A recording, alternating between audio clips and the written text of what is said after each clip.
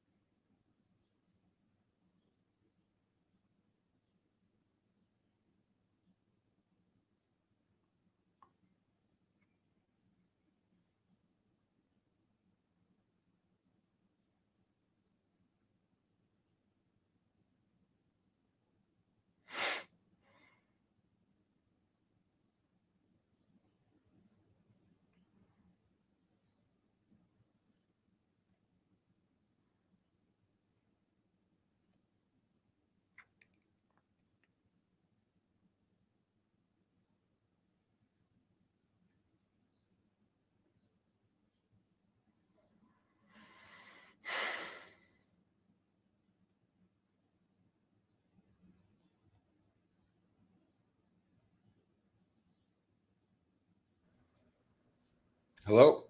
What's up? What's up, man? All right. Hopefully that was it. Let me see if we should. I think it's like still going. I think so.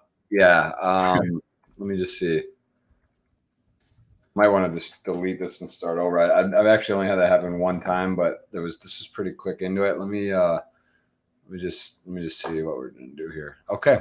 Well, I guess we're not. Let's run it because you know what? You have a podcast. I have a podcast. It's all good. That's how it goes. Are the people still here? I'm not sure. There's a few people on right now. I don't know. That was very bizarre. I don't even know what. I really don't even understand what happened. It just like full cut, but it's all good. You know what? Because this goes out just like you do your. All right. I forgot where we're at. We'll segue a bit with where we're at. You have your Cracking Aces podcast. You had 50 plus episodes. We've done one, which I really enjoyed. What you do? You do yours on audio recorded, or you do it and then you put them out? Which different platforms do you put it out on, and how did you get started in podcasting? Well, okay. So what just happened? So we were talking, then your internet shit out, and now we're live again. We're live. We're in the Matrix, cool. bro. We're back and we're tapped in. We're here. So let's pick up where we left off. We were talking about sports quarantine, and then yeah. So just to wrap that up, yeah. So still working the best I can, without sports, pivoting to just trying other shit, and that's basically what the entire company's doing. Being stuck in my apartment kind of sucks, like not being able to go out anywhere, not being able to go to bars or restaurants or anything like that. That's kind of the worst part. Besides that, I love working from home. It's nice and quiet. I can do whatever I want. I get like double as much done working from home as I do at the office. So that's kind of nice. But and I've started playing online poker again on, I don't want to plug them because it's a not regulated shitty website that I don't trust at all. ACR. Okay. So I've started playing there, and that's life now. But sorry, I got sidetracked a bit by all this. Well, I want to talk about your podcast, Cracking Aces, here shortly because very cool. You have over 50 episodes, but you've shifted now. You're playing more online poker. How has that been? Were you not playing at all online poker, or had you played some before? Since I moved into New York City about 2 years ago, I haven't played any online poker. When I moved up here, I moved to New Jersey at first to play online, and I hated commuting because I work in the city, and I hated commuting from Jersey to New York. So I was like, fuck it.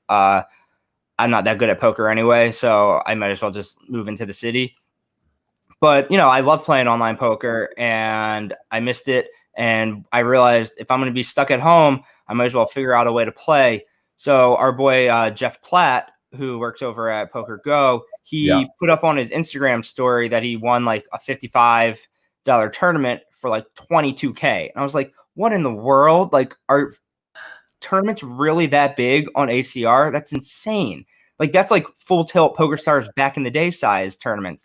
And so he was like, yeah, it's nuts. It's like 7 hours of late reg, unlimited reentry, fields get ginormous. It's like, shit, I'm going to lose a ton of money at doing this, aren't I? And so he transferred me some money, and I've been playing there for a few weeks now. That's amazing. Yeah, no, it is crazy. I'll say this, like, I've been playing poker, online pokers for, I don't know, 17 years roughly, like been in there, and it does have that feel of a boom, right? It's got like that, there's an extra kick, the prize pools are juiced up, everyone's at home, and all industries really are affected in general. But online poker in particular is one that I think if anything, it's a benefit for, where people are at home, they have something, they want to do something. People aren't sports betting, right? There's no sports to bet on. So it's like, if you like action and you like to play, maybe you had an account, maybe you bet on poker in the past, or you've thought about trying it, or you're just like not sure what to do, and people are getting on there. So I mean, I think the games, I can say the games have been pretty good. The games have been pretty relatively softer, and just more people getting back into it. So it's definitely a good time. What would you say, if now that you're playing some online, do you like online more or live? Like which is kind of like your preference now? That I've always loved online. I like sitting at home and being able to be just watching TV, playing a couple tables, just doing whatever I want. Live poker, I hate live cash. I don't have the patience for live cash. I like tournaments so much more. I like knowing that there's money up top that you're competing for. I like having an end game to it. I like live tournaments for the table dynamics. I love the metagame of table dynamics and being able to, do what we talked to Kelly Minkin about it on the show. It's like when you start getting piles of chips and you're just imposing your will on the table and everybody's scared of you, it's one of the best feelings in the world. It's like, I'm the boss here. Like, this table revolves around me. It's one of the best feelings you can have. Yeah, you go into a bubble or a final table bubble, and you just know that you're just like, you can just blind shove and put people they're at your mercy, and it's a different powerful. It's a different thing, right? It's just a whole different. You can't recreate that in a cash game. Yeah, I probably play too aggressive, especially live, just because I enjoy the thrill of putting people to test, and I enjoy the thrill of running a big bluff in no equity spots. Online, I don't know. The thing is, like, I'm not a professional poker player, and I'm lucky in kind of that regard where, thank God for now, knock on wood, I have an income coming in, so I can take it as seriously or as not seriously as I want. Like the other day, I was playing like a $27 tournament, and I thought it was a turbo. It started at like 11 o'clock at night, and I was like, "What in the hell is this? It's not a turbo at all."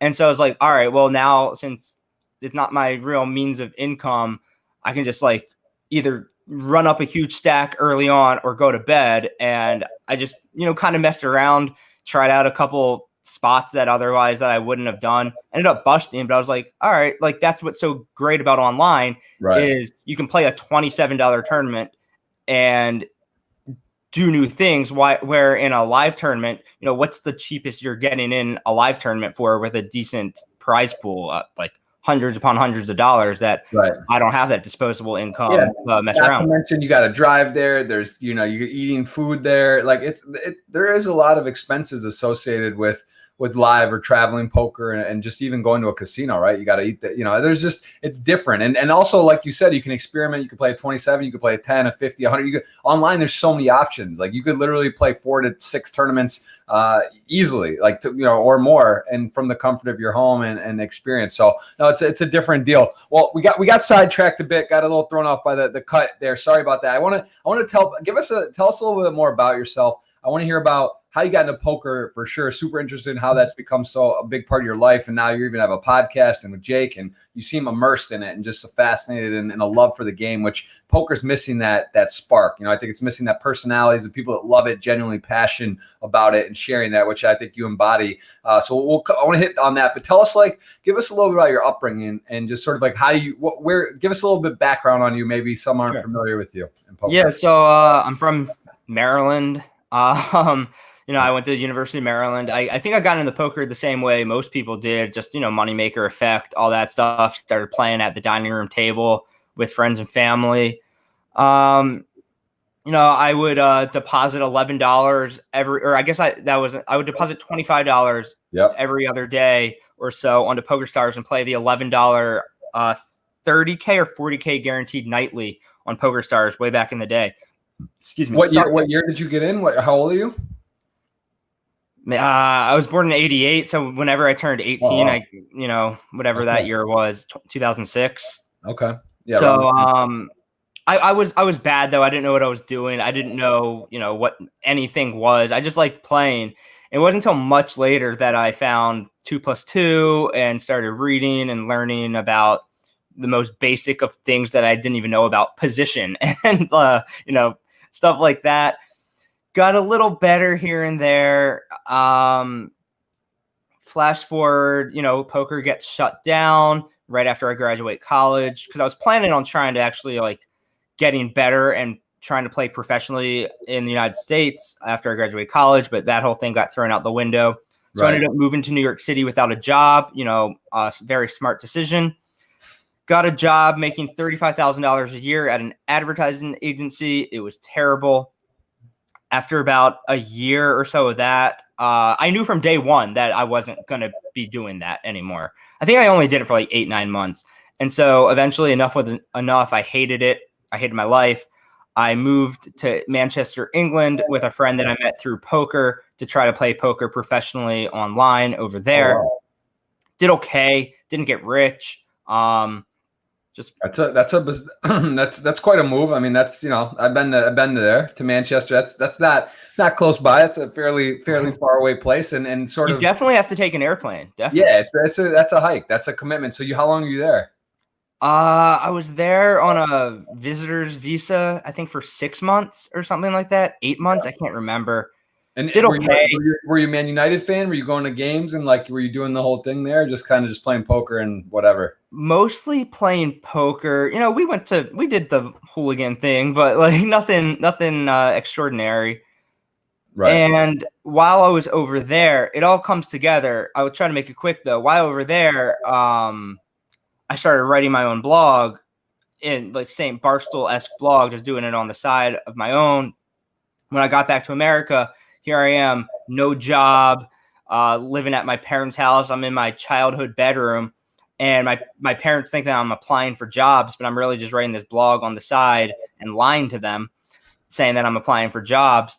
And then eventually one night, I've been doing it for a couple months at that point. I was just like sitting on like I can vividly remember, and I have a shitty memory, but I vividly remember this. I'm like sitting on my childhood bedroom floor, like my twin bed behind me on my laptop. And I have like my Bank of America tab opened on my laptop, and it's small. It is not a lot of money. And I'm doing my own blog, and I'm like, I'm just going to go for it. I'm going to send Dave, who owns and runs Barstool, an email. He's always saying that he's like looking for new employees or like new bloggers. And this is back in the day when it's like literally just a blog. There's no podcast. Nobody's doing videos.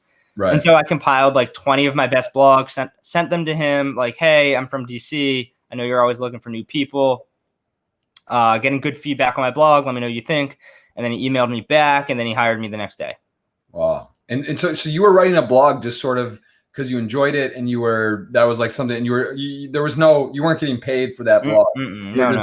And then you applied to Barstool. Did you apply other places, or was that like you knew about Barstool and you just like, this makes sense, this is in my region? Right. I knew my personality and my humor matched up with what they were looking for. Right. The question was, am I good enough to get hired? And he deemed yes, and that was about 7.5 years ago.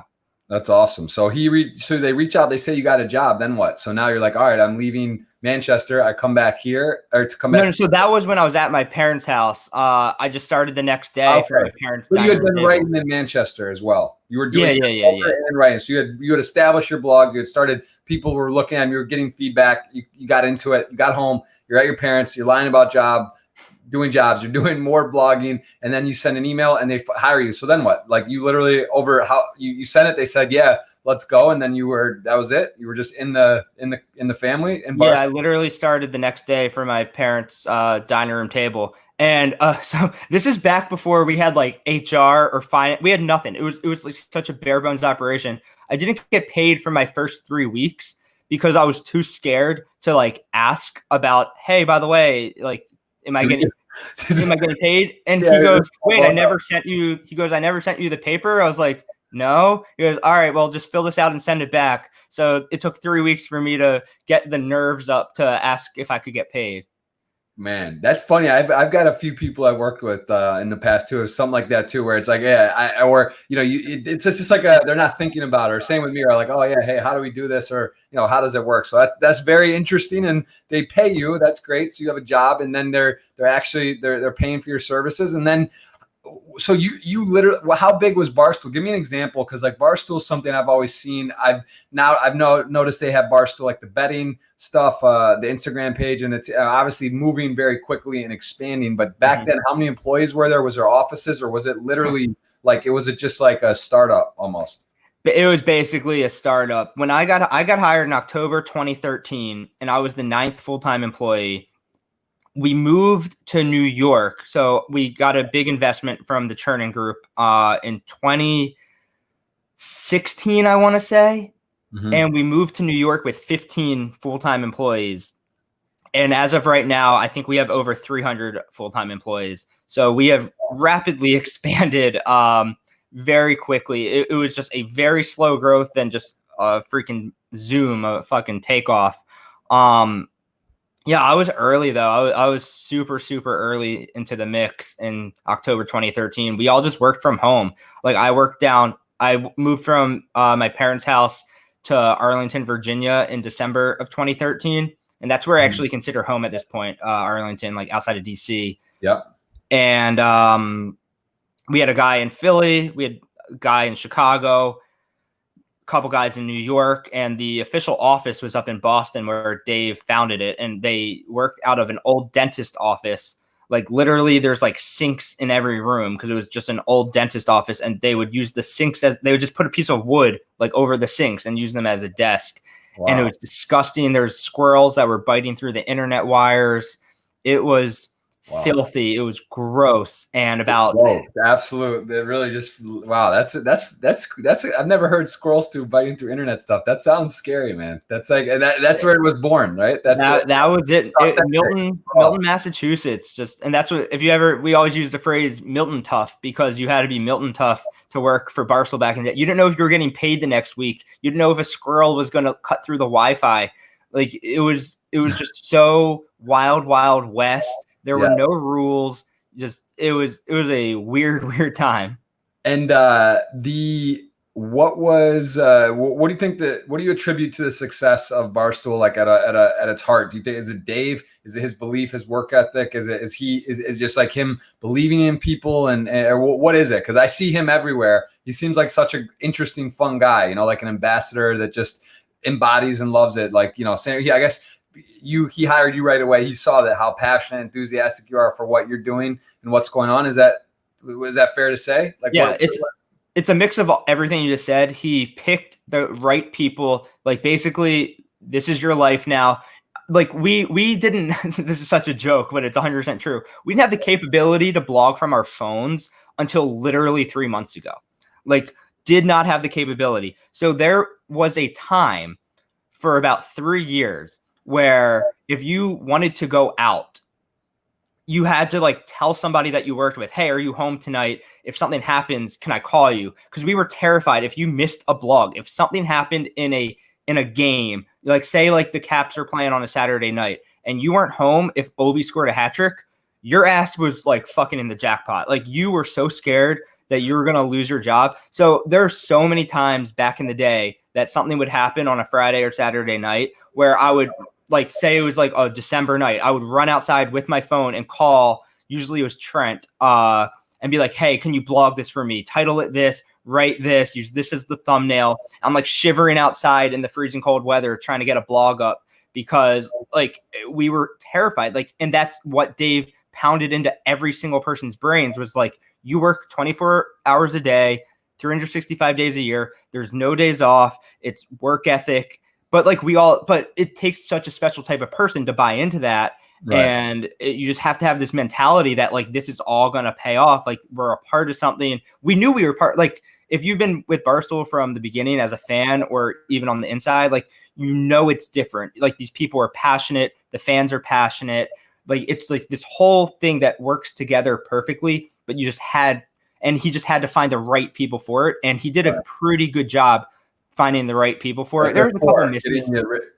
Getting it from the beginning, building it up, right? Because now 300 employees, he's probably less hands-on. He doesn't know. I mean, I'm sure it's still a family, but it's like he's not, he's at the original, he's the one screening, reading everything, making sure it's the right people. I mean, it's really crazy. I saw some valuation or something. In one of the decks I was looking at is it's a big number. Barstool Sports valued at now. I mean, 300 employees, and it's sort of one of the mediums of sports. I mean, when you think about sports outlets, where would you? I mean, ESPN? What at Barstool? I mean, Barstool's right in the conversation on the major sports outlets.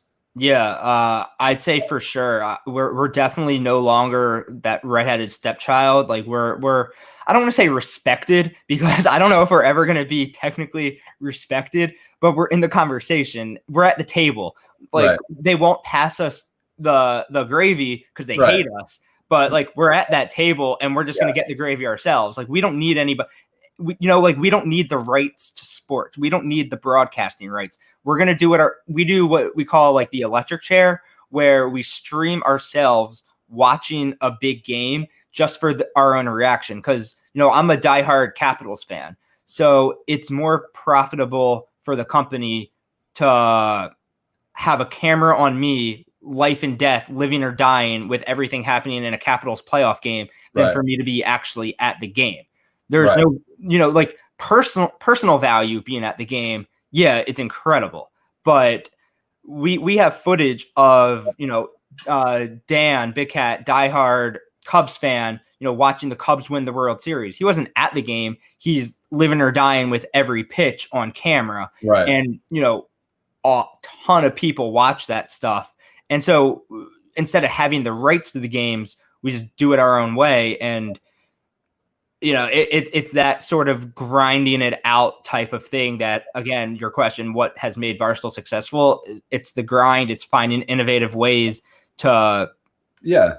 It sounds like it's also about relating to the people, like what people want, what people are interested in. It's almost, I guess in that example, I would attribute that to sort of like on Twitch for, people, they don't care if you're playing $30, $20, $100 buy-in. They want to watch the streamer and their passion engagement and the love of the game. It's also more relatable, right? Someone watching a game at home versus like a guy, same thing on Twitch. Like if you're playing the 5K buy-ins or you're playing a $100 tournament, it's not necessarily, doesn't matter necessarily. Like just like if you're on this front row on the sidelines of the Super Bowl, or you're watching it at home and it's a team to win, you want to see, people don't necessarily care about the extra, like the glitz, the glamour. Like it's fun. That's some of that, but it's like they want to relate and be passionate and live and die.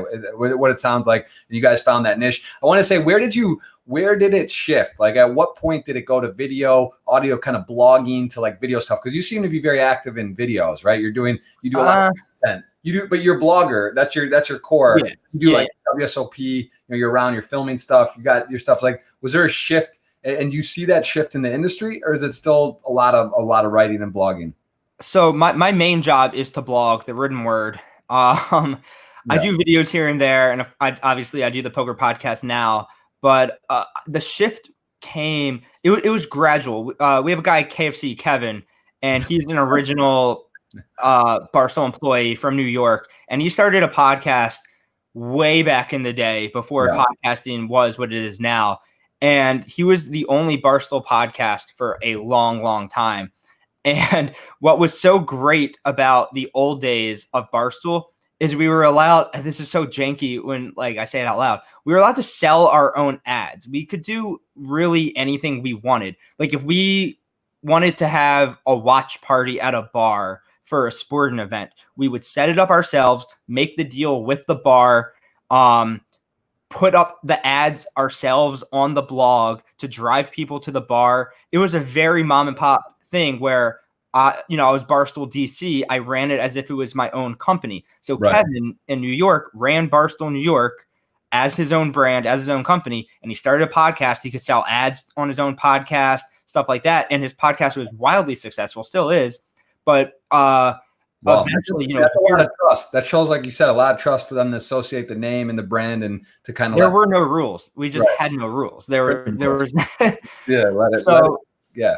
Eventually, other people started making their own podcast. We moved to New York. Big Cat starts Pardon My Take with PFT, and it immediately became one of the biggest podcasts in the world with the two of them. Also, Big Cat, obviously, one of the hardest working human beings on the planet.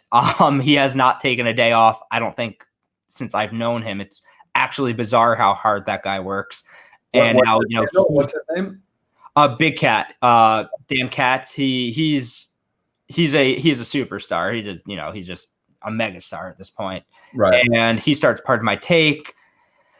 And then we get more video capabilities. Being in New York, people were doing videos on their own when we all worked from home, but then we all got to the same place in New York. We get, designated camera people for the first time. We have video editors for the first time. All stuff we never thought about before we got to New York. Right. It's like, wow, we can actually hire people whose job is to edit videos. What a concept. Mm-hmm. So that all started picking up.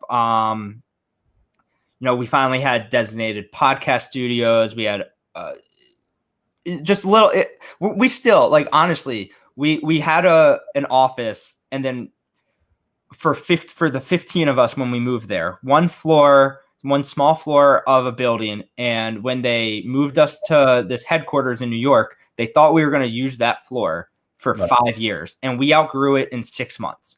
So we then had to get another floor because we needed to hire business people, tech people, marketing, that whole thing. We had to become a real company. We outgrew that floor within another 6 months. So then they relocated us to another office in New York where they're like, all right, this is your office for the next 5 years. Not even joking. We moved to that office, I believe, last May, so almost a year ago. We're out of desks. We just have no more space. Damn. So it's growing like the Jeffersons. You guys are just moving on up. You guys are just. I don't know what we're going to do because New York City, obviously, the rent for office buildings is so expensive. Right. So we have so many people to run this business, but nowhere to put them. But it's so we can't move to our third office in 2 years. There's just not sustainable money for that in New York City. Right. So I'm interested in seeing what we do. It's going to be fascinating. And is that something like? Tell me a little bit about the culture. I've been to DraftKings offices. I've been to Twitch and some. Is it like these feel like? Give us a little insight on like what it's like at the office. Is it like you guys have a big? I mean, I picture like a room. There's sports and arcade and stuff like a lunchroom. Like it's very interactive and like is it something where you guys are taking Is it on a daily basis? Give me a little bit of like what it's like in the office life there. Is it people in their own space? Is a lot of shared space? What is the Barstool's culture like? It's very open. Like everybody has a desk, but it's not cubicles, it's just rows of desks, but you have your own. It's loud. There's a lot of, what's it called when you work together? Collaboration. A lot of collaboration going on. Everybody's always has their phone out because, Instagram, TikTok, Twitter. There's always people button heads in the office. There's always arguments, rather personal or sports related. Everybody's always trying to make it. It's a content factory. There's a lot of pressure to always be making content. Now, my job is to blog primarily. Mm-hmm. So I'm in a very loud environment where I thrive in quiet. So it's the worst place I can be is the office. And I've often thought, why do I go in every day? It makes no sense for me to go in every day when I do double the amount of work and better work from home. But the point is everybody's there. So like if you want to be involved in the company, you need to be in HQ. So it's like a give and a take. What percent is male female in your space? I would imagine super dominant male, but is it? We have hired a hell of a lot of females over the last 2 years. It's so the website started out, back in the day when it was the Chive, Bro Bible, like all these guyism was literally a name of a website. It was a very male dominant area where like literally when I was hired. So like I'm not like a frat guy. I like sports, but I'm a poker guy. I'm a bit more on like the nerdy side. And when I was hired, I was told that I had to like write in like this like bro kind of talk. And like, well, that's not really me. Like I like sports. I can talk about sports. I'm a very good, funny, well-written blogger. Yeah. But that was like the way the internet was back then. It's now changed to the point, and leadership at the website as well has changed to the point where we're way more open about all personality types. We hired those caller daddy girls. We have this girl, Ellie, who is phenomenal. We have chicks in the office who are megastars. They do a lot of like celebrity gossip type of things, reality show type of things. Ellie does a lot of like younger millennial girl relationship types of things. Right. Caller daddy does a lot of hookup culture, to put it nicely, type of things. Right. We have Kate, who is ex-Marine from Philly. We have so many different personality types and so many different backgrounds. Male, female doesn't matter at all anymore. It's been not inspiring, but it's been nice to see Barstool, where we used to have this like misogynistic label thrown on us all the time. Yeah. I think we haven't completely shed it in the eyes of some people who will never allow us to shed it, just because because jokes that were made 10 years ago, and I don't know how deep we went in again, that used to be able to say literally anything and nobody cared. Like you could throw around hard Fs like on terrestrial radio. Like it was like a word that like people used in vernacular to be edgy. It is crazy times, like the Kevin Hart situation where he had to like basically from some tweet or something he put out a decade ago or some kind of thing where he had to basically bow out of the Grammys or the Oscars, or Oscars. I'm sorry. Like, so it's just, it's wild though on social media now and so much live content, video and different things. You really have to be conscious in what you're doing and saying, because it's people are ready to just shoot you down and crush you. Right? I'm not saying it's a bad thing that you can't throw that word around anymore. It's just the fact is you used to be able to without people batting an eye. Of course, some people did bat an eye. It was just so, I mean, watch old episodes of The Office,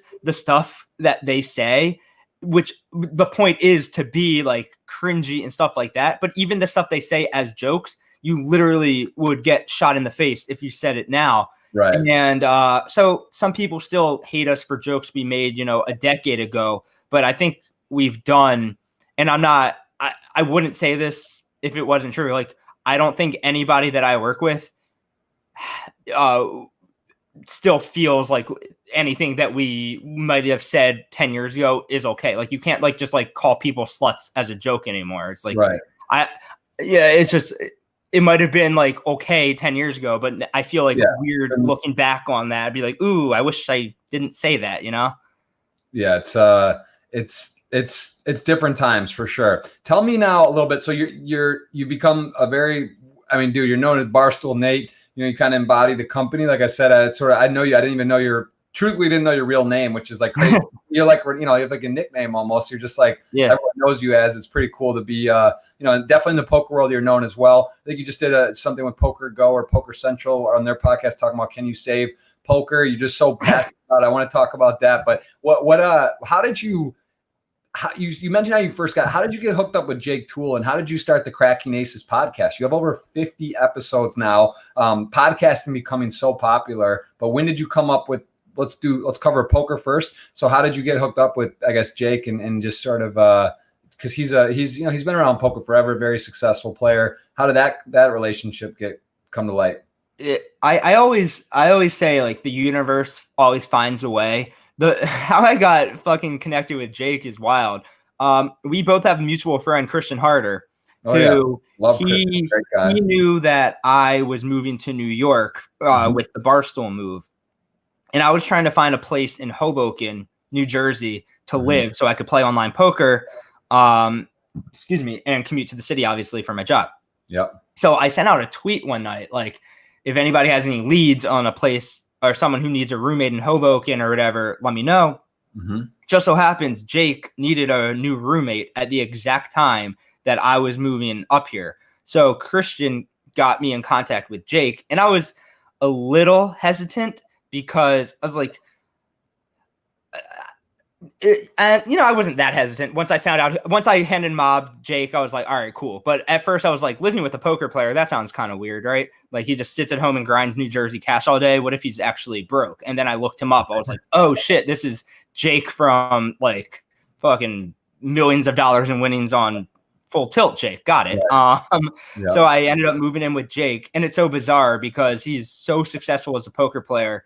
And here I am, this like blogger out of nowhere moving up to, and he just lived in this like tiny little Hoboken apartment with his dog. I was like, why don't you live in like a ginormous house? What's going on here? But he's so down to earth and he's just so normal that it's just what he wanted to do. We just lived above a bar in Hoboken and it worked out great. And then you started talking one day where you're like, I'm thinking about doing a podcast. And he was like, oh, that'd be cool. Or how did you guys collaborate on that? That came much later. That came after I moved out and moved into the city. I was tired of not podcasting. Everybody had a podcast besides me. And I was like, the only thing that I feel comfortable enough podcasting about is the poker world. And also it was just like, I hate poker Twitter so much that I was like, let's just do something different than the cynical poker Twitter world where everybody just yells at each other and is a dickhead. Let's just like not pander, but what's like a synonym for pander? Let's do a podcast for the casual fan. Like I am. Like I'm a casual amateur poker player who every time I get on poker Twitter, I think poker is toxic and it's terrible. Let's do the opposite. So, and Jake's like, yeah, that sounds fine. It took some convincing because he's laid back. He stays out of the spotlight. He doesn't play high rollers for the thrill of it or for the publicity of it. He's not a bracelet chaser. If he wanted to win a bracelet, he could win a bracelet. He just doesn't care, like he'd rather play cash, do what he's good at. He doesn't need to be the famous Daniel Negreanu-esque poker player. Right. He could if he wanted to, I think. I think he's an elite, top 0.1% poker player, but he doesn't want to. So it took a little convincing for him to do the podcast, but it works so great because I suck at poker. He's great at poker. He can break down hands that people send in. He can teach people how to get better at poker, and I can ask the questions that us amateurs have. And I just think it works really, really well. People, plus we have like all the guests on, and, I ask the dumb amateur questions. He asks more advanced questions, and it's just like the balance. And I think it works great.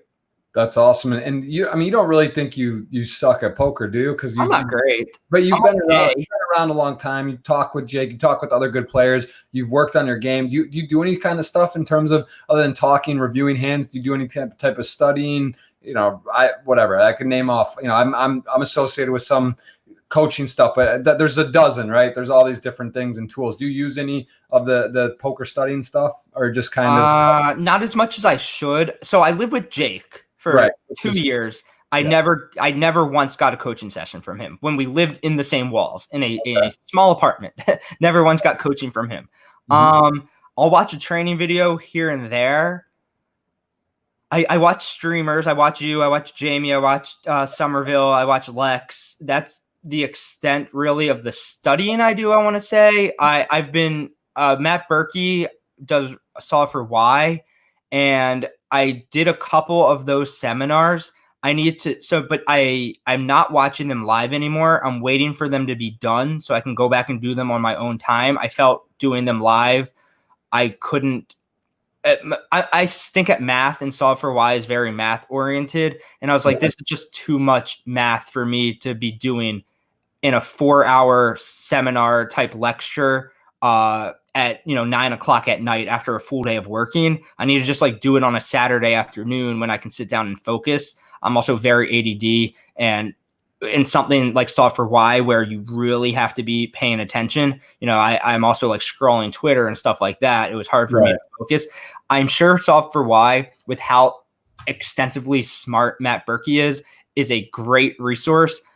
I just need to, like, if you can focus, I'm not the focus type. So I'm saving those for later. That's the extent of my studying.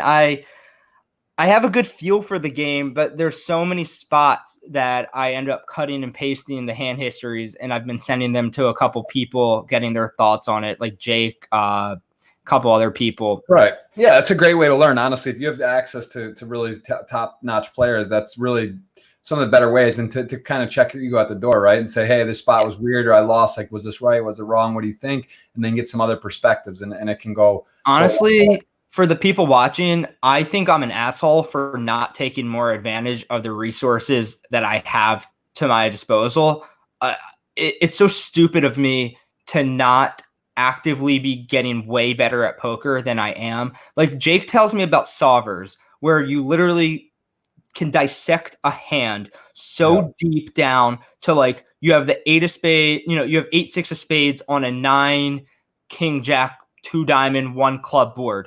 And then you can change the 8 of spades to a diamond, and it changes the entire dynamics of everything you should be doing in that hand. And there's people out there working so hard on every single combination of hand and texture and stack sizes and all this shit. And I'm just like, yeah, I'm just gonna play. There's so many people getting so much better at poker than everybody else right now, where the top players are widening the gap so much that you should be spending at least an hour a day getting better at poker if you want to take the game seriously. And I'm not doing that. And I think I'm stupid for not doing that. Right, but you also, again, you have, it's not your main source of income. You're doing other stuff. Poker's, you love it. It's a very strong. I mean, it's more than a hobby, I guess, but it's also not your, doesn't pay the bills for you, and you're Right. focused on a lot of other stuff. Just kind of segueing over here, taking a look at the site, Barstool Sports, very clean website, nice. Where can people go and find your particular, your blog? Now, if you want to go just to me, well, you go to bloggers, 4 to the right. Oh, to the right. Okay. Bloggers, and then there I am somewhere there. Yeah. These are you guys have 15. Oh, there's more than that, but you have 50. These are we have like a zillion. Yeah. More than, okay. And then pods. What about pods? The Cracking Aces? No, I'm not on that page. You just have to go to iTunes or Spotify for that.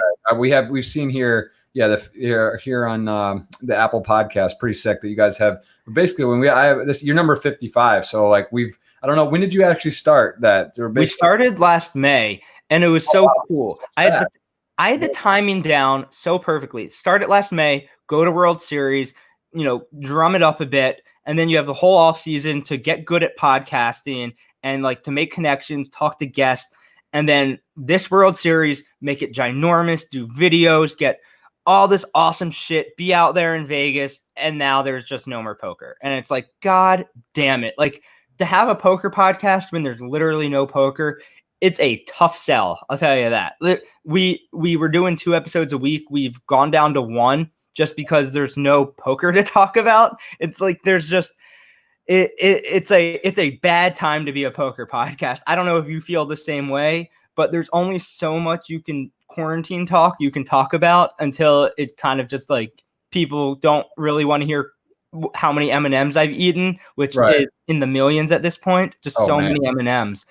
But it sucks. Like, also Barstool got a heavy investment from Penn National, which is a casino group. They own a ton of casinos. So I was going to start doing meetup games and copying Brad Owen like to the T. I was going to rip that guy off so much and do the exact thing he does. I've told him this. I'm saying that tongue in cheek. Like, he is such a good model for what he does that I wanted to do that as well. And I was so excited to travel around all these different casinos and do meetup games and vlog and do the World Series. I had this whole big plan in my head. And then just coronavirus just had to take a huge shit on my face and just say, absolutely not. You're not going to do this. Now, mind you, I was like, perfect. I'm going to start streaming. I'm going to be the best poker streamer in the world. What's up with Twitch, man? Where, like, I was just seeing here, I was searching. I know, here's Barstool Sports. They got a pretty solid Twitch channel going here, and you would be perfect for Twitch. Do you have a Twitch channel? Are you going to Twitch? Tell us about that. Let me tell you what happened. I'll tell you what happened is I start my twitching. I'm playing on ACR. Don't deposit on there. It's not regulated. It's not safe. And I start twitching. I'm like, Twitch is great. Mind you, I haven't spoken out loud in so long because I had the regular flu for 2 weeks, and then I finally get rid of the flu and I'm ready to go back into work on Monday, and that's when we started quarantine. So I've been sitting at home doing nothing for 2 weeks longer than everybody else because I actually had the flu. And so I haven't spoken out loud in so long, FaceTime here and there, whatever, but I need social interaction. I'm like, fine, I'm finally going to start streaming Twitch. I'll do it, whatever. I loved it. Great. It's fun. It's who you are, right? You're personable. You want like people. You want to engage. Yeah. I loved it. I'm just playing like $15, or I'm playing like the daily 55 on ACR. I'm having a great time. So what happened? Where are we? What's happening? I get a call from our freaking lawyer. Our lawyer goes, "You're not allowed to do that anymore." I'm like, "What are you talking about, man? Like what?" And he's like, in the state of New York, it's illegal for you to be playing online poker. I was like, look, I get it's a gray area. If anybody's going to get in trouble, it's ACR for operating in the state of New York. A poker player has never gotten in trouble ever for playing online poker. Freaking Russ Hamilton stole millions of dollars. You know what he's doing? He's golfing right now. He's not in jail. Poker players have never gotten in trouble once for playing online poker. I understand the gray area. I understand theoretically, maybe technically, however you want to look at it, the UAGA, whatever you want to call it, the Wire Act. I'm playing $15 tournaments Yeah, it's I'm tricky. not gonna get in It's a trouble. tricky deal, but so I get it though. It makes sense. So what? All right, let me ask you this though. With that being said, and where you are, you still live in Hoboken. You're in quarantine time. Jersey, Party Poker just got officially. Well, no, they've been in Jersey. Pennsylvania just passed. Michigan passed. West Virginia's passed. Things are moving in the U.S. with poker, but in Jersey, there is option for these sites. Why not go over and stream from Jersey? Get a place there, go stay with a friend, go whatever, and go and fire. Is it because I guess it's not depends how long the quarantine's going to last. Quarantine, man. Yeah, it's just not quite worth it, right? To go do all that. I can't. In retrospect, had I known we would have a global pandemic that was going to keep me in my apartment for months on end, I would have gone to New Jersey. But excuse me, I don't want to be not in my apartment. I don't want to pack up my life and move to an Airbnb, pay double rent. Yeah, no, it's a bit, that's a lot. It's a kind of you're right. I guess it's also, you said in this exact moment, if you had known or whatever, it's just, and then it's probably close, right? It's not just like, all right, I'm going to do all this and go and play. I don't know at this point. Like, and plus, so like the lawyer shuts down my stream, and that was deflating because I really could have grown. I thought that was such the logical. What's your handle? What's your Twitch handle? I was just doing it on Barstool Nate, and like I just thought it was the logical next step in the progression of the Kraken Aces like brand. It's like podcast, blogs, streaming. Like that's the big three. And not being able to stream, I think it just sets me way back. And not being able to vlog and stuff like that. It sucks. It really sucks. I really, really wish I did not get shut down. And I think, I don't know. I don't know what my next step is. I've been trying to figure out anything I can do in that regard. Yeah. I don't play video games. What am I going to do? Just everybody streams, Call of Duty and Fortnite and Nintendo Switch. We already have all that. Poker would have opened up this whole new opportunity for not just me, but I think for Barstool. And I was told no go. Yeah, I mean, listen, right place, right time. Stuff will come. It'll happen. I mean, if it's meant to be, and it'll work out, or it'll come to New York. I mean, who knows if New York passes online poker, which I just can't believe, dude. I just can't believe that they sit here. New York sits here, right next to New Jersey, right next to Pennsylvania. It's not even like Canada. It's not even like Detroit to Windsor, like over the border where you look at it. But it's actually the same country, and it's over a river. It's insane. We see the amount of income that DraftKings makes in New Jersey. We see all the revenue that they're making from all this gambling and poker and DFS income, like the DraftKings and FanDuel sports books over in Jersey. People from New York drive to Jersey to place bets. What are they doing in New York that some lawmaker isn't like really trying his absolute hardest day in and day out to get this legalized in New York? It blows my mind that they can't figure this out. Quarantine, if anything, like I don't know. I mean, nothing's really happening, right? It's not like you could just go. But at the same time, it feels like if any time, these casinos can't just stay dormant forever, right? They're just getting crushed. Like these places are getting crushed. Like if maybe there was some talk at a moment, maybe they'll like form together, do the collab, cross state lines, collaborate, as well as maybe push some stuff forward. Because, now I did want to ask you as well about sports betting. Sports betting legalized at a federal level. Barstool Sports, you see, they have an Instagram page. They're focusing. There's an attention on sports betting now, and you see it. It's almost like it's the change now. ESPN, you're watching it, and they put the lines on the game. Like it's on the TV. It's like, this is the over under. They show it. It's just more of a accepted cultural thing now, whereas which is crazy. It wasn't, right? It's like this was in the UK, all over the world. People are betting on everything in sports and lines and whatever. In the US, people are finding a way to bet as well. So now it's like legalized at a federal level, state by state. It's up to. Are you noticing a big shift in that? Like, is that becoming more popular? You're getting more involved with that as well, the Barstool brand? Yeah, the investment from Penn definitely pushed us into we were already gambling, kind of like a gambling-ish company, but being involved heavily with a casino company, a casino in the industry definitely makes the gambling and sports betting realm a lot bigger for Barstool. it was a bad time to get involved with them, to get involved. I don't know if you've seen the casino business the last month or so. It's not a great time to be in the casino business, but it'll rebound. Obviously, it's a casino. People love casinos. So yeah, we're definitely shifting. Not so much me, because we're an authentic company. Like, we don't.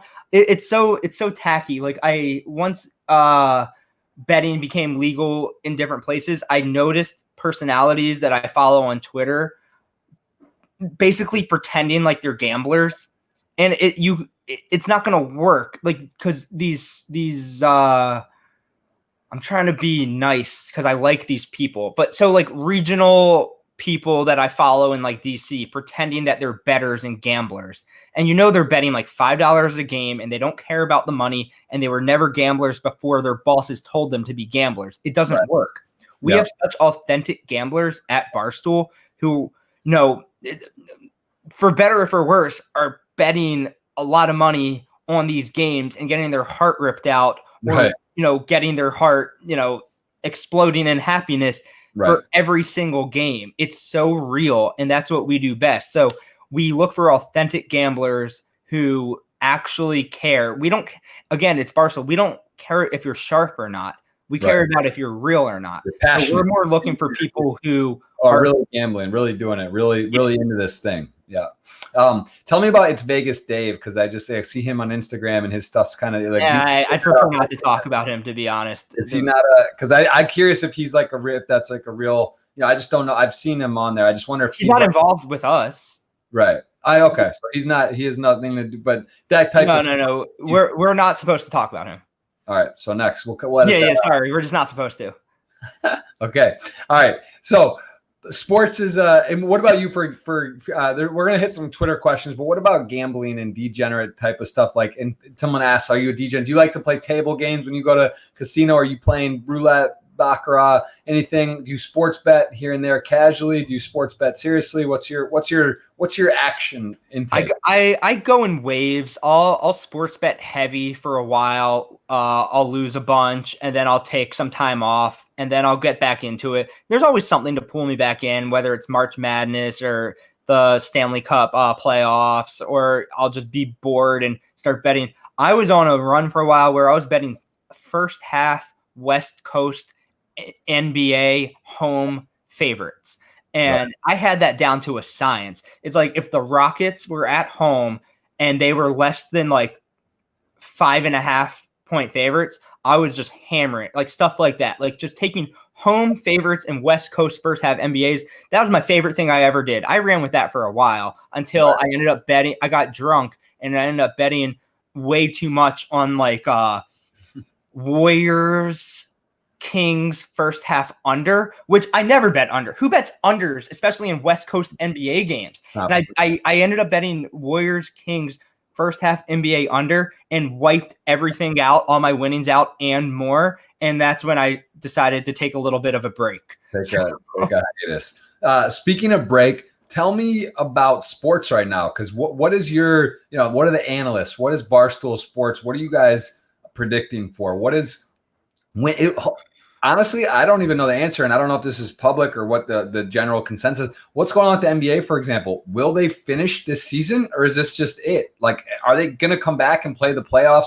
Are they going to do it with no fans? Is there a statement on this, or is it sort of open-ended? The MLB yesterday came up with this plan to kidnap all their players, pull them away from their families for 4.5 months, put them in Arizona, have them play double headers, 7-inning games where the catchers and pitchers aren't allowed to talk during the games. Everybody has to say 6. It was this whole big crazy plan to try to get. I didn't hear this. They're going to try. Yeah, they announced it yesterday but like it would require the players to live secluded in the desert in Arizona. They can't see their families. Like it was this.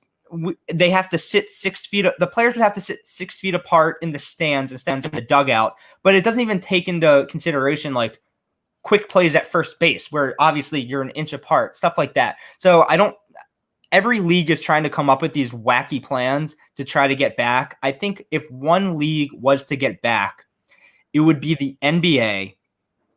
but it wouldn't be the way that we are used to watching basketball. I think they would just do some sort of like 3-on-3 tournament just to give fans some sort of entertainment. No fans in the arena, obviously. One ref, cameras, digital cameras, stuff like that, or like on the wires, like NBA jams in the NBA. You think that's a possibility? Yeah, I think leagues want to do something safe to give entertainment and get some sort of revenue, but I don't think the Stanley Cup will be awarded this year in hockey. I don't think, that you'll see any sort of NHL playoffs, NBA playoffs. It sucks, but I think what these leagues should be doing is focusing on starting next season on time. Football is going to be the weird one. Right there. I saw they were saying, I did see a little news on that because that starts in September in theory, but mini camp, they always have OTAs in May, and the preseason football lasts forever. They have 4 preseason games after, and the camp goes forever, and you have 100 players trying to make a 54-man roster. It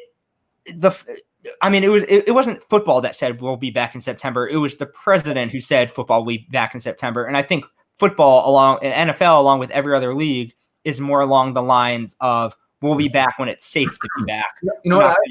I was thinking as well, though, like the NBA, let's just say this coronavirus dies down, it levels off, people decide they want to start doing this again. It's kind of bizarre, right? Because it's not even if you could in 1 month turn it back on and say, let's finish or start the playoffs or do something, or however we're looking at it, like any scenario, let's just take the NBA, right? It's kind of not authentic as well because it's different. What are guys doing at home? They're training in their own gym. They're at home. They're keeping. Dude, it's not like so funny. It's not every time. They're not playing this. It's not really. They just like if you put them in a month and just put the guys back in, the whole thing's different anyway. Like it's not really the flow of the season. Everyone's at 100%. Guys are. It's like. It's just kind of weird. It's just like it's not how the NBA works. You have to deal with injuries. You have to deal with fatigue, different things. And now it's like, all right, let's just reset and everyone's healthy, like going in. And like in terms of the odds and the bets as well, it would shift everything. If you bet at the beginning of the season, a team, certain guys are older, maybe, what I'm saying? Like it's not really what would have happened. It's just going to be completely different anyway. Does that make sense? Yeah, that's why I don't think that the NBA or NHL will officially award like a champion this year. They might do some sort of gimmick thing, but they're not going to actually play the playoffs in either league, in my opinion. But also it's funny whenever like an NBA player goes on like Instagram Live with another NBA player, like, hey man, what are you up to? And the first thing they always say is like, I work out every morning and at night. They always say it because they know like they're not actually working out every day. They just have to say it to make it sound like they're in the gym. Like right. A lot of these guys, if they came back, would be so out of shape that you think it might even work the other way instead of like being rested and well. Oh yeah, you think they're just like they're in there all playing video games. Every single athlete is just at home playing video games. I'm sure like most of them have like home gyms and stuff, but you're just looking at the same. It's not the same. Yeah, you're not training with the team. You're not intensive practicing and doing the right stretching and everything. You're just sort of going through the. I want to be optimistic, but then again, you don't want to be the league that comes back too early, and that is every league's nightmare. Right. You come back too early, you get fans into the arena, and you spark another outbreak because the Pelicans had to play the Hornets, and now you have a whole nother outbreak because you allowed fans to come back too soon, and that's a whole other question. When are fans going to feel comfortable going back? How do cases have to be down to zero new cases for fans to go back into arenas? I think, it comes down to the testing too. Where are people able to test, see if they had it, if they didn't have, like, I'm pretty sure I had it and around early February, like, I don't even know. I didn't go to the doctor, but I had a lot of the symptoms, like with a really weird cough, bad fever. I was in bed for days, but it was like before even there was even talk of coronavirus, so I don't know, maybe a bunch of us had it, or it was spread in places no one really understood or knew, or maybe I just had a regular cold, but so I don't know. I would love to know if I had it, right? It would be great to know if you had it, if you can get it again. And once this stuff, I think that's when that type of information is readily available, when people can get tested and see what's going on. I mean, I still know people in cities that I'm friends with, they're playing poker games, like live, like games with each other, which is just like crazy, right? Like there's nothing you could do worse, but like, it just shows that it's not like everyone's just totally taking it serious or even is like that worried about it. And I think that's part of the problem, right? That's not, it's like there's a mixture. It's either people are so extreme, like the world is ending, stock up, take everything and shit. It's like the zombie apocalypse. And there's guys that are like, whatever. I don't even, what is it? Or who cares if I get it? And so it's like, there's not really the right, like 70% of the way meeting of like, respect it, take it serious, do your couple weeks. It's sort of like, it's in between, and it's just not real, or it's just like polarizing. It's either you really respect it or you really don't. And I don't know. I just don't see a near path. What is your prediction based on Barstool? Your personal prediction? You think that's no sports, no Stanley Cup, no NBA Finals, NFL? You think starts, or do they get this season in, or you don't? Or you think? I cannot imagine a world where people feel comfortable enough to go back to arenas and stadiums with that many people until like it's such like a weird dynamic, because the league doesn't want to make the fans feel safe. The fans want to watch football. If football is playing in a stadium, fans will go. Then it's on the league. If someone dies because they attended a football game, that is the worst publicity that you can literally get. Let's even take it another step. What about an NFL or an NBA playoff game or a game where the guys go show up and play like in an empty arena? Like, it would be so bizarre. Imagine playing in Cowboy Stadium. I would watch basketball that way, and I would watch baseball that way. Football would be very strange. I get, if it's on TV, I would watch it, sure. But even how comfortable are the players doing it? They can't not pay the players if they don't want to do this, if it's not safe. There's so much that goes into it, and so many different factors. I don't know. I just, football starting on time is, I think, the focus now. Will it happen? Will it not happen? Beats me. I think that is going to be interesting to watch. I'm not smart enough to say one way or the other. I think we just should have done a better job to begin with, but that's a whole nother thing that we don't have to get into. That if we just weren't idiots to begin with, we didn't even start taking it seriously until mid-March. We knew about it December 31st. So yeah, it's a wild deal. It just feels like there could have been more done, or more stuff. We have some that we're in the U.S. The people there that with the USA, Trump, the administration, people, like they had info. A lot of the world leaders, I just feel like they saw this thing happening, exponential growth. They could see it, and it just feels like it could have been done more sooner. It just, I don't know. You start hearing Tom Hanks, these other sports athletes start getting these things, and then everyone's like, all right, like it's serious, right? Or it's like a real deal. But it does feel like it could have been closed off a bit earlier. I mean, I saw like the Juventus team. I remember hearing that, like there's a lot of teams and clubs that many players got it. Like it's like a good percentage of the teams have it, right? Like I know Serie A in Italy, they were talking about playing their games behind closed doors, right? And then I don't even know if they started doing that or they just stopped it completely. But yeah, I mean, it's a big deal, right? Like sports betting companies and GVC, for example, who owns the umbrella Party Poker, the numbers are crazy, right? Like sports gaming, it's sort of bizarre. Like to just, I don't think, has it ever happened? Nothing like this, where they're just like no sports. Not to my knowledge. Like during the World War, stuff like that. So let's hit some questions, man, because it's very interesting. I feel like I have a much better idea about what Nate,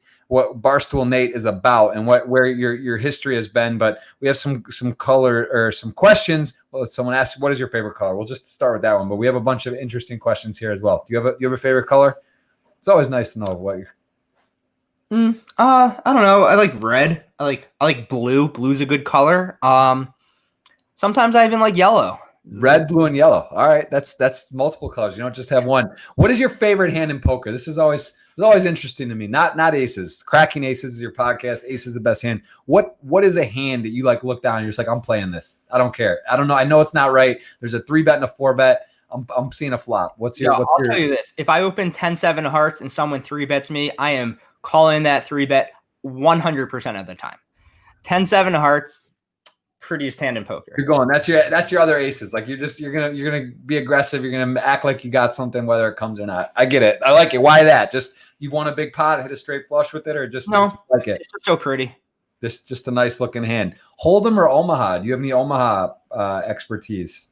I like PLO. I like heads up PLO. I've never played live cash PLO, but I like playing it online. I'm not rich enough to play it. It's too swingy. I enjoy it. I like the idea of playing it. If I hit the lottery, I'd probably play it nonstop. There's more skill than that, man. Come on, don't disregard Omaha. I would challenge Galfond if I had the money to just heads up PLO nonstop. But unfortunately, being a blogger doesn't afford me that wealth. So no, I just stick to low and medium stakes tournaments. It's an interesting question. Would you let your children play for money, as in when they're 18? Is that something? Do you think if we haven't even got this is jumping way ahead about kids or whatnot? Yeah. If you down the line have children, is that something? Would you be cool with them playing some poker, or would you encourage it, or would you just what's your stance? Whatever the thing wants to do. I don't know. If I would hope that my kid wouldn't be an idiot, and if he or she wanted to play poker, at least learn how to play a little bit to give yourself a fighting chance. But I don't know if they want to waste their money playing poker. What am I going to do? Say no? I literally moved to Manchester to play poker. So by all means. Okay, yeah, no, that's true. You can't really tell them not to try it. That's for sure. If they want to try it, do you feel online poker is dead, or what's your take on the poker scene at the moment? No, I don't think it's dead. Like as you said, and what Jake, who plays in New Jersey, has been telling me, games have never been more alive during the quarantine. Like Jake was saying that on a typical Tuesday, he'll wake up and see what games are running in the morning. Sometimes there's a table or two worth playing. Cash games. Sometimes there's not. He said since this whole thing has started, he has never played more poker in his life. There's always games running. When he'll usually be 4 tabling, he said he's been like 10 tabling. He's like 25-50 will pop off at the most random times. There's just a ton of new money coming in New Jersey. Must be nice to be like literally the best New Jersey cash grinder out there, Jake. If you want to buy me a Peloton, that would be great. Also, I'm in the market for a Peloton. If anybody has a Peloton plug, I would love one. But that's a great exercise. That is their business. That'd be one of the few, like Netflix and Peloton. Yeah. Probably stocks going up for sure. On the unregulated site that I would not recommend people deposit money onto, ACR, tournaments are ginormous. There's so much money at top. Unfortunately, it's rigged against me, so I haven't won any of those big tournaments. But hopefully soon. Hopefully you'll get a school. There are some big opportunities out there, no question. Do you prefer what's your favorite live room? Tell me about the Win. Is the Win in Boston? Have you been there? Haven't been. I've heard it's pretty nice though. Have you got any friends or the Encore in Boston? Yeah, Encore. Same thing. I hear it's okay. I hear they make you pay for parking. I hear that they don't have a pool, which is weird for a resort. I hear there's one other bad thing I heard about it. I don't know. I hope they're not like a sponsor, but I actually haven't heard great things about it, to be completely honest. I like playing at National Harbor down in DC. I like playing at I think the Aria is just the nicest building I've ever been in the world. I'm always, not to get too philosophical, how do they make buildings like that? How do they make sure, like, how smart are engineers and architects that they can just build something like that and everything works so perfectly, like plumbing and airflow, and someone has to just pick out like the tiles and put every tile exactly where they want it. Yeah, it does fascinate me. Architecture and flying, right? Like how it actually works, like how they can put that all together. It's true. The Vegas, I mean, the casinos in Vegas are just they're a thing of beauty. Some of the things they put together. I agree. Aria is one of that city center, the whole deal together. They really. You know where I hate? The Venetian.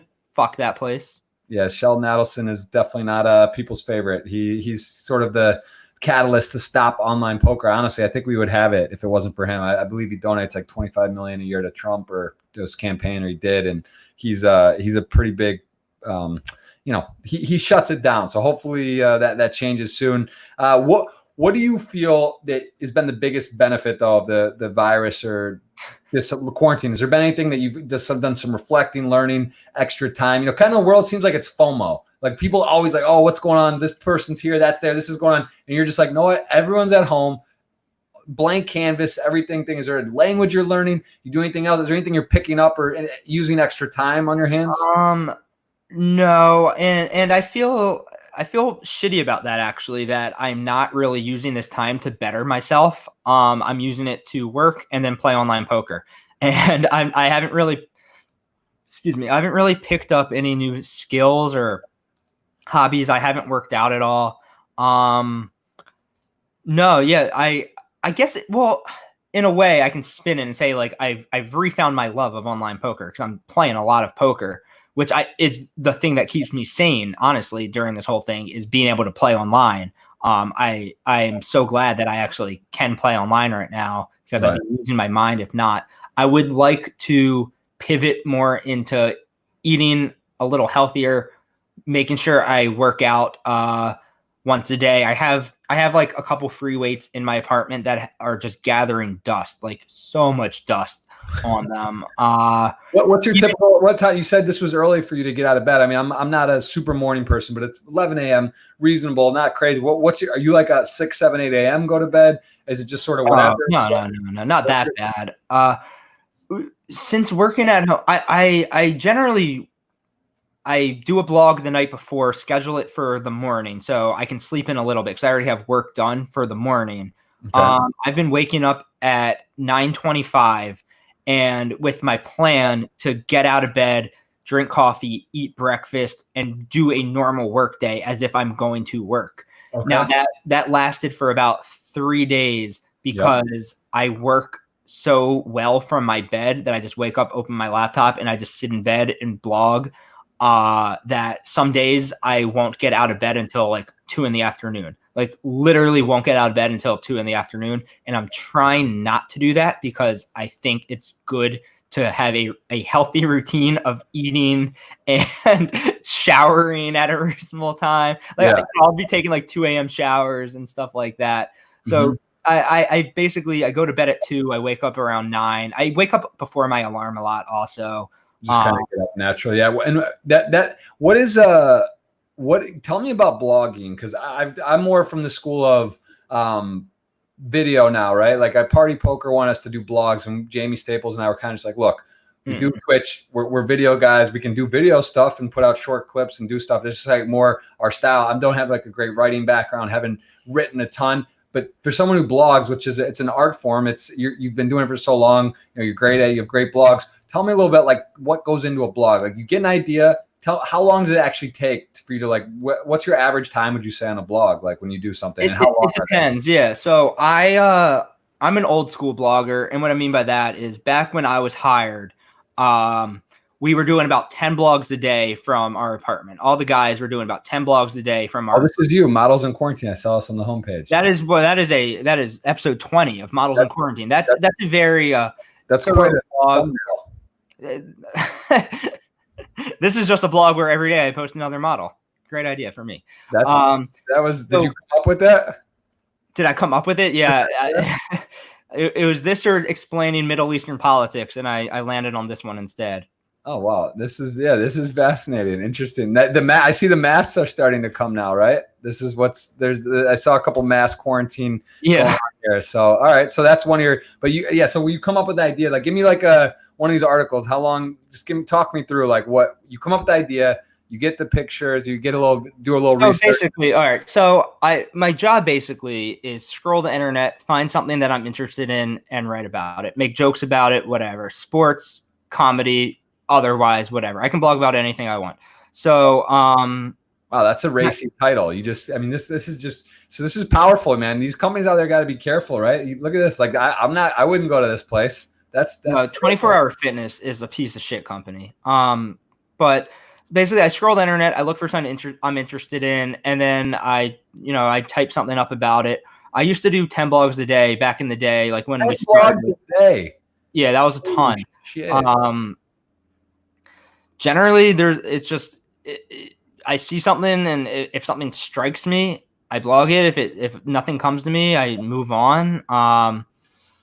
Whether it be like a funny video, something in sports, I don't know, celebrity gossip stuff, pretty much anything. What's your favorite stuff to write about? What's your favorite? The best stuff to write about is the stuff that takes more time, the stuff that you actually care about, something, either a story or something that happened to you that you like, something funny that happened to you in your life, or just something you're passionate about, something that you actually have a real opinion about. Like I can put up a blog about like a model like that, or put up a blog about some celebrity gossip. So-and-so is now dating so-and-so. And, those will take 5 to 10 minutes, put up the thumbnail, type a few sentences, something funny, whatever jokes come to my head, hit publish. Good blog, not going to change the world. It's this is something that happened. This is my opinion on it. Off into the world it goes. Don't ever think about it again. The ones that I spend more time on are personal blogs about the real world and life. And if I I'm trying to just think of an example. I've written longer blogs about, how I think colleges, the whole college loan system and colleges are scamming a lot of kids and stuff like that. I've gotten in depth about that. I've also written a blog about how I was taking a poop and Creed from The Office walked in on me. And I did an equally long blog about that scenario. Right. That's pretty traumatic. No, it was fantastic. You telling me that Creed from The Office is walking in on you pooping? You're not excited? It's one of the best moments in my life. Depends what part of everything was going on there, but yeah, I wasn't wiping. I'm gonna have to read that one. I love the organization. I love the direction. I love Barstool. I love the whole thing about it. I love that it's become, from, you said, what's it called, Milford Tough, or Milton. Also, I'm writing long blogs now about the whole Mike Postle situation. That's been pretty. What's going on? Give me like a real quick. Give me like current. I actually talked to. I had Mike the Mouth on. He was on. Postle went on his show. Yeah, and he, we actually was my longest one ever. He just, his name's Mike the Mouth. He went on, kind of gave me an update on what was happening a bit. But it's that's like that. It's crazy that it was like the focus of the poker world. Joey Ingram lost his mind doing the investigation. Joey legit went crazy. Yeah, he lost, and it is because it's a crazy situation. But then it just kind of like dies off, and like no one even knows or heard about it, or like what's happening. Is he going to have to face the choir or not? Like I don't know what's going on. Like it's a long process. Of course, it's all in purgatory right now because of the current situation. I think something will eventually happen. These lawyers seem like they want to get him. They seem. It just seems like these poker players have money that they can put money towards bringing him down. Right. I think, I'm not a lawyer. I think eventually he'll just end up declaring bankruptcy and not having to pay a dime. But right. I hope his life gets ruined between now and then. As far as I know, he's just been hiding in his house. Like he doesn't go into public. He did not steal enough money for the ends to justify the means. Like $250K is great, but how long does that pay for lawyers? Like a month? He's gonna get. I hope he gets hit pretty hard. I hope he loses. It sounds like your stance on what he is guilty or not. I guess that's a problem. Like in the U.S., these things it's innocent until proven guilty, but it doesn't look good for him. Based on the I'm not even gonna try to sugarcoat it like that. Like he's just obviously guilty. That's just using your eyeballs and logic and just Well, I mean, I honestly, what bothered me was I saw a few of these hands, and you even heard the commentators like, "Oh, is he God? This guy is like the crazy." And it's like, really, if I watched one stream with him, I would have been like, "What do you mean? He's folding two pair on like a King 8-6 deuce with like two pair." On a dry board, like he's just getting away, or just calling and then check folding, like on a, just shit like the hands that make zero sense. I mean, the only thing that I had to look at was the one graph, the scatter chart of everybody's standard deviation of winnings is right here, and he was all the way up there. And the guy who did the math or whatever, he was like, it's literally 1 in a trillion chance that this could ever happen. And then add in the fact that he's literally staring down at his phone and he's winning every session on stream where the cards are being shown, that it's without a doubt 100% that he cheated. Yeah, 99.99999. No, it's 100. Yeah, I get it. It's embarrassing too. And you know what the problem is though with this? What I see is the issue too is why it sucks is like you're basically going to a court, right? Let's just say this trial takes place. And now for us poker players that are passionate about the game, know how beautiful a game it is and how much we love it.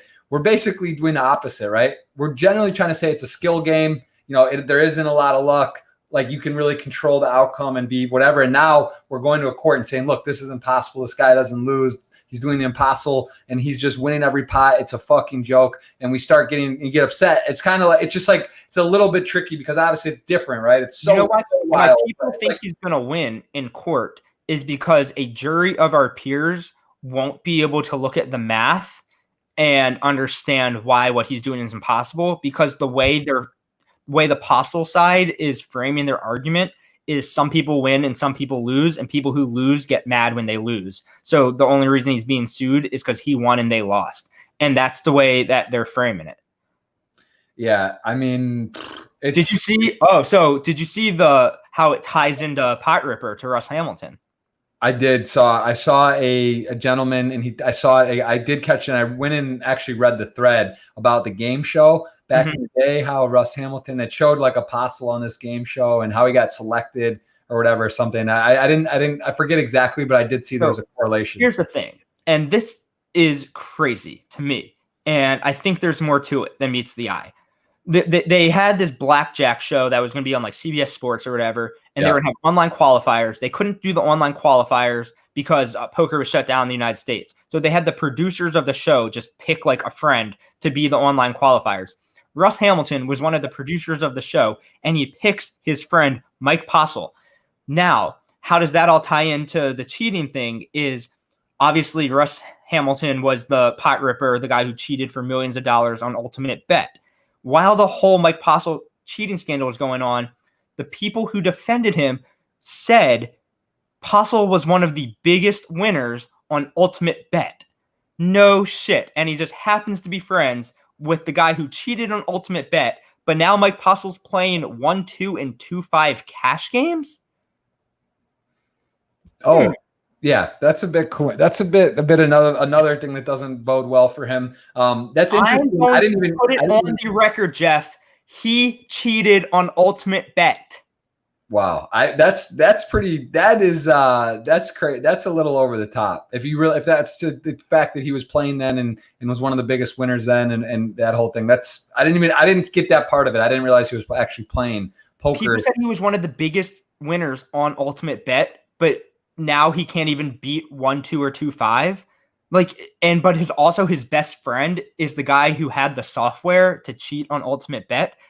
I need these old Ultimate Bet guys to now go back into their hand histories, if they even can, and start dissecting those hands and trying to figure out if they were cheated by him. I don't even know if that's possible at this point to get those hand histories, but I think there's definitely something to that. Yeah, I've heard this guy, Russ Hamilton, lives in Florida and plays at the Isle, and he just people always go up to him and you're a scumbag and say shit. And he's still just playing there and doesn't care. Actually, I forget. I don't even really know what he looks like. Doesn't he have a band? Didn't they cover his banner or did they take it down? They took it down. Was it covered for a bit or no? I think you might be right. I know it was down the last time I was there. Okay, yeah, I'm trying to see what he looks like. He's just a fat guy. Yeah. Looks like every fat poker player. He's so he's an older gentleman now. Yeah, it's crazy stuff, man. Listen, poker, great game. It is. I don't know. It sucks when we hear these things, right? That get the most attention instead of the better stories. But it's one of those situations. Give me. I wanted to go ahead and do this giveaway here and wind it down. But I want to know why do you think you love poker so much, and how do you feel that it correlates to real life, everyday life? Do you think are you so fascinated? Your love of the game. So what I get so frustrated about, especially on Twitter, is the lack of logic in the world. People don't think logically. They don't use reason to make decisions.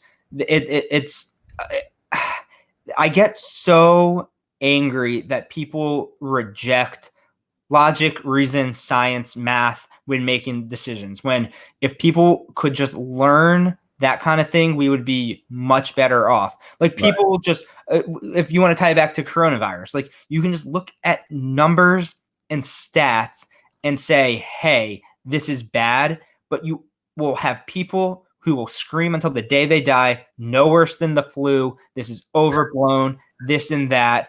And it's like, but how can you argue just science and logic and reason and stuff like that? So I get so mad that people don't work in logic. But so how that ties to poker for me is you can make logic-based decisions in poker and punish the people who don't. It's like you can now use your brain against people who don't have a brain and financially help yourself. And I love knowing that you can just outwit people and outsmart people and outthink people and improve your, poker is a game of money. You make money by being better than other people. And I love that. And to go back to the very beginning of the episode, that's why I always feel like such an asshole for not working on my game more, because I know there's so much of that money out there that could be won. And the people who are working harder are making more of that money or winning more of that money. And I know if I worked harder, I could make more of that money. And so I feel stupid that I'm kind of like donating sometimes, I'm buying into these tournaments when I haven't worked on my game enough, where if I just put in a little more time, I would be more likely to make more money. And, and also, so like, that's why I like poker. I like the competition. That's why I like tournaments. I like knowing that there's a first place prize. You want to win a tournament. Well, yeah, it's nice. It's nice to have a barometer, right? It's nice to know, like, all right, everyone's on equal playing field here. We get this many chips. This is how it works, and see who finishes where. Whereas a cash game is just kind of like, all right, reload, win, whatever, and it's not really. It's a bit different. I see Ghost of M, the legend, is here, the man, the myth. He's on every Twitch stream. If you know Twitch, he's my main moderator as well. He just said that in the live chat, Mike Postle also claimed that he lost tons heads up to Russ Hamilton on UB despite winning overall. So this version of the story does not coincide with the things he said. I would like to retort. I don't know when we started believing whatever Mike Postle and Russ Hamilton said. So I'm going to choose to believe what I want, because I find I could form an opinion out of thin air based on nothing, and it's as credible as anything either of them say. So I'm going to go with my version. Yeah, I mean that's fair too, right? Like we said, if we could go back and get look at his graphs and his things. Yeah, if I'm wrong, I'm wrong. Like sure, but I can't imagine a world where Mike Postle is called one of the biggest winners on Ultimate Bet. He's best friends with Russ Hamilton, and he's cheated in live poker. And the fact it's the biggest live and online scandal, and then Hamilton's tied in both, or in that one, and then and knows him. It's and basically Ghost is saying he's not saying you're wrong. He's just saying that's like what he said, not with but he did reference it. It's even like more. It's kind of more fishy and more he's like. The fact I think he's just digging himself a hole too when he starts tying himself and saying, "Oh, I played Russ. I knew, like you're battling your friend, you're playing him at high stakes, and it doesn't make any sense anyway. Like the whole thing doesn't make sense. But like it's almost as imagine they're friends. He picks him for the show, and now you're actually battling the guy who you're friends with at high stakes. Maybe one of the only guys who's obviously crushing because he was cheating and he won everything, and that's the guy you're going to battle, and you're beating everybody else. There's weird. It's weird. It's weird. It's a weird deal, man. I wish, I still don't get how Russ didn't go to jail or what happened, or if he had to forfeit, whatever. I still don't even understand that story exactly. I know. Yeah. All right. Well, Nate, I must say this has been a pleasure. Don't you have to do a giveaway? We're doing it, of course. That's why we're segueing to it. I'm saying we're going to go ahead. We're going to do the $55 retweet, $55 ticket, which is pretty nice. Good shot to parlay it up. And we are going to do the retweet right now. We'll let Nate go ahead and tell us when to do it. Wait. Before we do that, can I ask you one question? Sure. So I'm in the midst of a Twitter war going on in my mentions between anti-billionaires and pro-billionaires, because I was I said that I thought it was a good thing that Bill Gates donated $50 million, and people were like, "Oh, why don't you just go lick Bill Gates's boots? Bill Gates isn't gonna fuck you, dude. Like, billionaires don't need your protection." And I'm like, no, that's not what I'm doing. I'm just saying, like, I think it's kind of good that he donated money. Do you think I'm wrong about that? What's your opinion on that? Well, let me see. Let me just take a look at the tweet specifically. I know this is totally off base, but like, I'm getting a mention every 30 seconds because my entire opinion is it's better to donate money than not donate money. Where was it? Which was it recently? I'm trying to see. So that one right there with the 2 tweets under the. This, whatever. Let's do the giveaway. No, but I mean, this is the Joey Ingram. Maybe was it what he was talking about? Because he said something about that. I want to become a billionaire so I can like donate and get rid of. Do you think it's to shame billionaires for not donating as much money as you think they should donate? Right. And then it's just to shame billionaires for being billionaires. And I can almost like understand the argument that people find billionaires to be immoral or whatever. But it's like Bill Gates has also given away like $50 billion of his fortune. So I think when he does good things like cure malaria, that we shouldn't hate him for, putting a computer inside of every home and classroom also. So I don't know. No, I'm a Bill Gates advocate fan. And I think it's, actually, if you really dive deep into that, like what he does and several people do in the Bill and Melinda Gates Foundation, how much he's actually given and pledged and how they're doing it. It's powerful. And I think that, it's hard to play. Yeah. At that level, it's like, you could always do more, right? Everyone could do more. Me and you could give, right. Give and live just the same way. My favorite thing is like, well, that's like me donating 30 cents. I was like, to be fair, him donating $50 million is just not the same thing as you donating 30 cents. It's just not. Like, percentage wise, I understand what you're saying, but I think they would be a lot happier with $50 million than 30 cents. And I think a lot more people's lives are going to be saved with $50 million than 30 cents. Yeah, that is. Sorry, it's interesting. I agree. I'm on your side completely. I've been reading a ton about it because it's just been all my mentions for the last like 15 hours. And so I'm seeing both sides of the argument, but I think in general, giving money to cure cancer is better than not giving money to cure cancer. I'm with you on that. I don't even really see where the argument is. Honestly, it's pretty clear cut to me. But then again, some people just think differently, and there's different levels of intelligence and understanding out there, and rationale. So you gotta remember, everyone is trying their best. Let's just put it that way, and hopefully we get to a point where we can donate and get ridiculed, right? Donate. That's no problem. So, all right, guys. Well, let's do this. You tell me when someone's going to win this $55 ticket from Party Poker, courtesy of the podcast today and Barstool Nate. So, Nate, you tell me when, and we're going to go ahead and roll it. When? When is been called, and when is now, and we're loading it. And look at this, Lucas. This guy may have a cheat code. I believe he's won multiple giveaways. Look at this. He's won. I'm always skeptical of people that win a giveaway. Let's do it again then. You want to do another one? Hold on. Maybe I didn't. Oh, no, he did. See, the ticket's already been credited. He might have won more than one. Let me let this thing load up. I'm going to start banning multiple. It should be first-time winners. Yeah, but, it's good to get the overall support. I guess maybe that's the way to do it. Let me see. We might have to do one more because I just can't. Here. Let's give Lucas one and somebody else one. All right, let's see if we can even run it twice again. I don't know if they let you do this twice. I think they do. All right, let's do another one. We'll try it again. Tell me when. No. I guess you can't. No, see, look, it's not. Oh, another winner. Wait, tweet it. Another winner. Fuck. I'm going to do another one. I think it's weird. This thing, I don't know if there's a better one to do. Here, just scroll your timeline and I'll point to someone. Okay. That's unique. And why not? We can do whatever we want. Sometimes I forget that, right? It's our podcast, what we did today. All right. I got one. All right. When? It's Turbond. You see him on the page here? At Turbond. Online or offline? Nope. On Right there. Nope. Down right there. right here. Okay. Turbond. All right. We're gonna message him, and he's gonna win. That's nice. I like that. But This guy, also Lucas too. He has to win too. yep. This God guy. damn it, all your guys have already won. This guy's a triple winner. It's all right. We tried. We did try. I think there's a hack.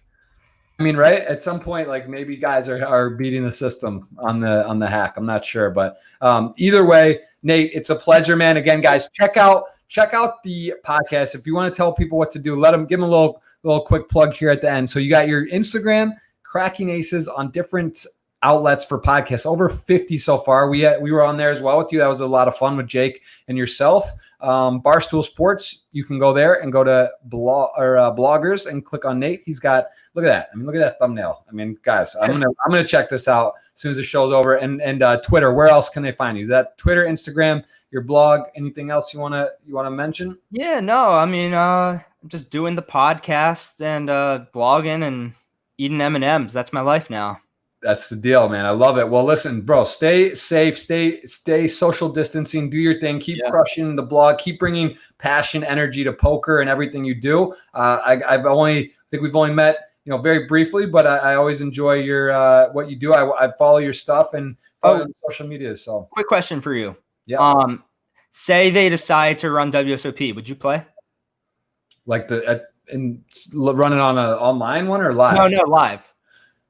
No, I wasn't. I mean, not now. If like things all died off and I find out I had the virus, like I think that's, that should be like a requisite. You should have to have had it to play or something, right? Like they screen you, and if you can show, it's just you and Doc Sands. Yeah, there's a lot of people that have had it. Actually, I think you'd be surprised. But I don't know, man. It's a weird, tough situation. It's really hard to speak on it too much, right? We're not really. We don't really know what we're talking about. We just read stuff here a little bit, and it's hard to really know. It's also, we're learning more every day, and hopefully this thing passes through. And I'm hearing crazy stuff like we're going to be wearing masks for a long time, whether you had it or not. And just like I think things are going to be really different. And overall, I mean, it's just like you said, sports aren't just going to like turn on, and the stadiums are going to sell out. The whole ecosystem's gotten messed up a bit and out of whack. And I mean, even walking down the street in New York, it's just eerie. It's everybody is so afraid.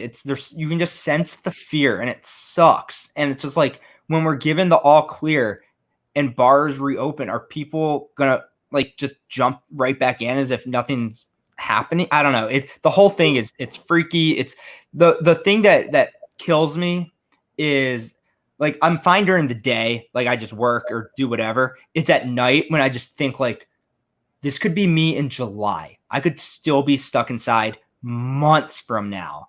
It's like more likely than not. I think honestly, I mean, again, I'm not even.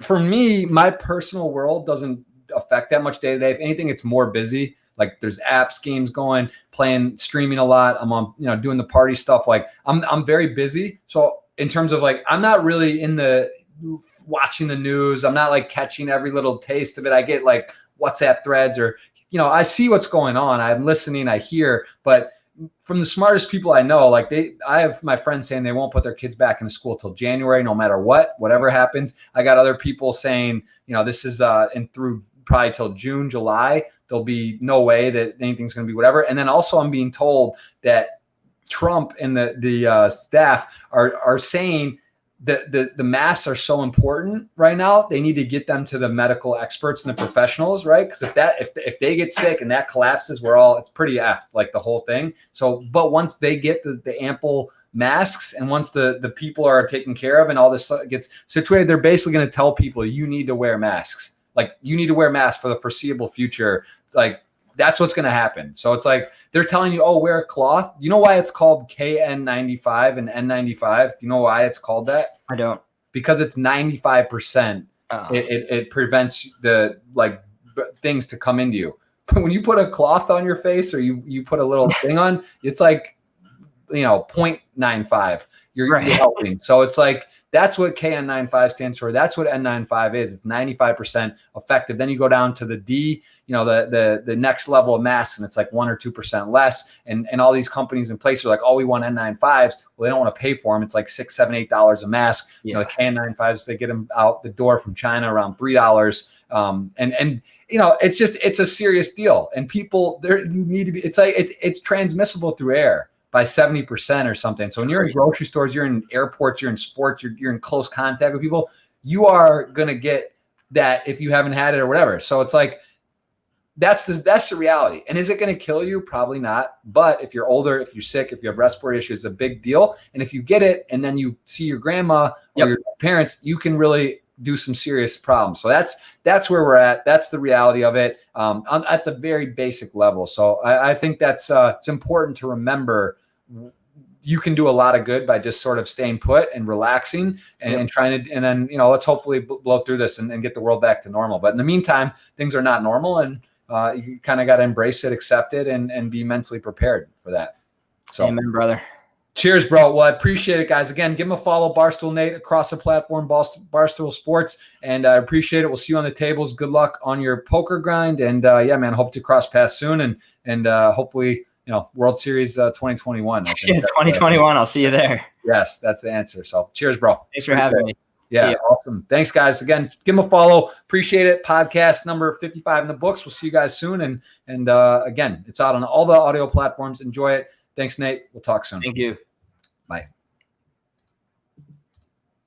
All right.